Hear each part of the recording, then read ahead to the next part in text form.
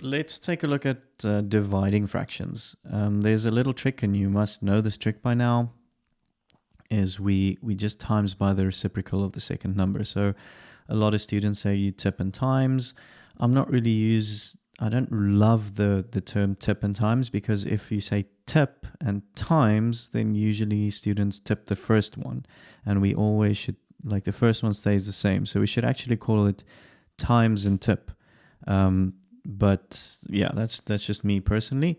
But the first number stays the same, so we're going to leave the 2 over 9 as 2 over 9.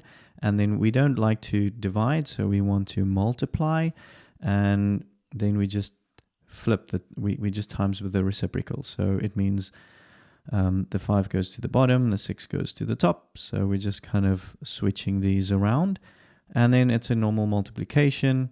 And then we have 2 times 6, which is 12. We could have simplified it earlier. And 9 times 5 is 45. So we could have made it a little bit easier for ourselves and said, well, 3 goes into 6 2 times, and into there 3 times. So at the top, we'd have 2 times 2, which is 4. And at the bottom, 3 times 5, which is 15. But it's exactly what we did here. We just said 12 divided by 3 is 4, and 45 divided by 3 is 15. So pretty easy. You might wonder where it comes from. So I can show you that. Not that it'll hurt your brain a little bit, but not too much. So a division sign, if I had 10 divided by 2, the 10 goes at the top and the 2 at the bottom, right? That's why the little dot is there. The 10 goes. So 10 divided by 2 would be 10 over 2. Okay. If I did the same thing with this fraction, it would be 2 over 9 divided by 5 over 6. Now that's just ugly. So we don't want fractions over fractions. So in order to get the denominator away, we actually multiply with the reciprocal. So if I were to multiply this by 6 over 5, that and that would cancel out, and that could cancel out, and I'd be left with a 1.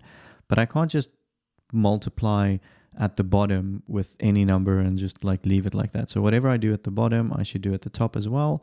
So that's why multiplying with the reciprocal top and bottom works. At the bottom, it kind of reduces the denominator to 1, and at the top, this is what we have left, and this is the part we have here. So it's just like, oh, by the way, this is where it comes from. That's why it works. But you don't obviously have to show this ever. You just change the division into a multiplication sign and then swap the top and the bottom numbers. Okay. Quickly look at this number. There's no numbers here, just the blue one.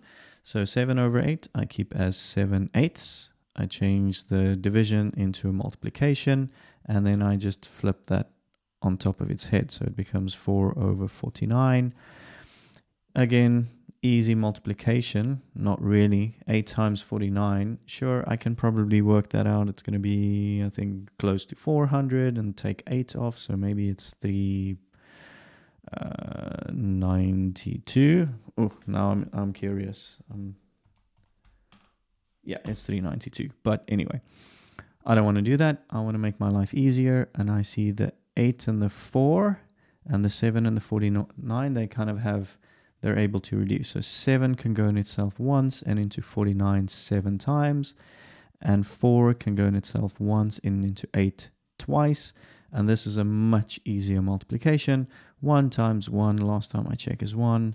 And 2 times 7 is 14. A lot easier than having like 20, I think it was 28 over 392, and then figuring out, yes, 28 can go into 392, 14 times, and doing some division and stuff. So it's just a little bit quicker, reducing it along the way to make our life a little bit easier.